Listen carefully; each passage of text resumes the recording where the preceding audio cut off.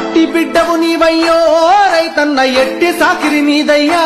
రైతుల పంటలన్నీ ఇలా కింద పడిపోయేలా మొలకలు వచ్చేసినాయి, మొత్తం మొలకలు వేసేనా నువ్వు లేని నీ వల్ల అమావాస బ్రతుకుల్లా కన్నీట్లే ముఖ్యం గాని వాళ్ళ శ్రేయస్సు ముఖ్యం కాదా, వాళ్ళ సంక్షేమం ముఖ్యం కాదు. మధ్యనంటుకునే బాదుకుంటున్నదో ఆ కాడే నీ రూపాన్ని కలసారిగా చూసి కడుపు దించు. మొలకలు వచ్చేసినాయి, మిర్చి, మొక్కజొన్న, పత్తి, వరి అన్ని కూడా రైతులందరూ నష్టపోయింది. సీతమ్మ నీకు సోయి ఉంటే అధికారులను పంపించి సర్వే చేయించి ఇట్లాంటి పరిస్థితి చూడు. ఓట్లకే కాదు వాళ్ళ ముందటికి వెళ్ళడము, వాళ్ళ సంక్షేమానికి కూడా వాళ్ళని ఆదుకోవడానికి కూడా ముందటికి రావాలని చెప్పేసి ఈ సందర్భంగా నిన్ను అడుగుతా ఉన్నాము.